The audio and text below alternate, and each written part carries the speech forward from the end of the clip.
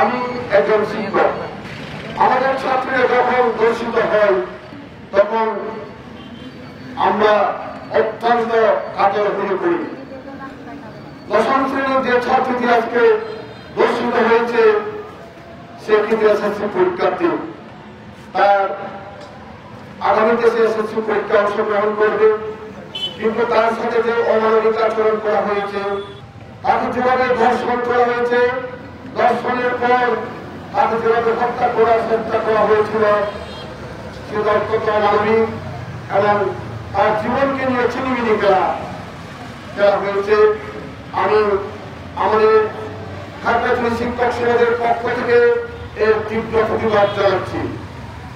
আমরা ইতিমধ্যে জেনেছি দর্শক ধরা পড়েছে, কিন্তু আমরা প্রশাসনের দৃষ্টি আকর্ষণ করে বলবো দর্শক ধরা পড়েছে, ধরা পড়ার পরে সে যেন আইনের ফাঁক প্রকৃতি যাতে বেরিয়ে না আছে, সে যাতে উপযুক্ত শাস্তি পায়, যাতে আমাদের আগামী দিনে আমাদের এই যে মেয়েরা ছাত্রীরা যাতে দর্শিত না হয় সেই জন্য সে যাতে দৃষ্টান্তমূলক শাস্তি যাতে পায় আমরা প্রশাসনের দৃষ্টি আকর্ষণ করছি।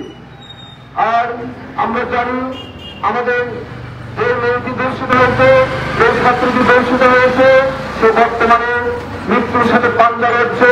চট্টগ্রাম মেডিকেলে এসে মৃত্যুর সাথে পাঞ্জা লড়ছে। আমি সবার দৃষ্টি আকর্ষণ করে বলবো আপনারা সবাই তাকে দোয়া করেন, সে যাতে আশীর্বাদ করেন, সে যাতে শীঘ্রই আর গোলাপ করে আগামীতে এসএসসি পরীক্ষাতে সে অংশগ্রহণ করে সাফল্য অর্জন করতে পারে। আমি আরেকটি বিষয় এখানে উল্লেখ করতে চাই, যে মেয়েটি চট্টগ্রাম মেডিকেলে চিকিৎসার ব্যবস্থা আছে তার কিন্তু তাকে চিকিৎসার সমস্ত ব্যয়ভার যাতে বহন করা হয়, সেই ব্যাপারে যাতে প্রয়োজনীয় ব্যবস্থা গ্রহণ করা হয়।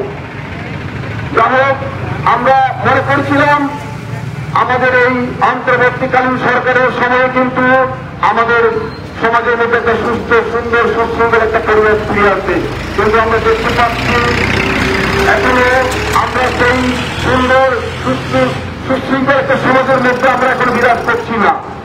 এবং আমরা দাবি করব আমাদের এই পার্বত্য অঞ্চলে যাতে আমাদের এই শিক্ষার্থী যাতে নির্দিগ্ধে যাতে বিদ্যালয়ে গিয়ে যাতে পড়ালেখা করতে পারে, অর্জন করতে পারে, লেখাপড়া করতে পারে, সেই ব্যাপারে আমাদের যাতে আমাদের সমাজ আমাদের প্রশাসন যাতে দৃষ্টি দেয় আমি সেভাবে দাবি জানাচ্ছি। আমি পরিশেষে আমাদের এই মেয়েটি যে দর্শিত হয়েছে সেই মেয়েটি আমি কামনা করছি এবং প্রশাসনের দৃষ্টি আকর্ষণ করে বলবো যে দর্শন করেছে সে দর্শন করে যাতে উপযুক্ত শাস্তি পায় এবং দৃষ্টান্তমূলক শাস্তি পায় সেই দাবি জানাচ্ছি।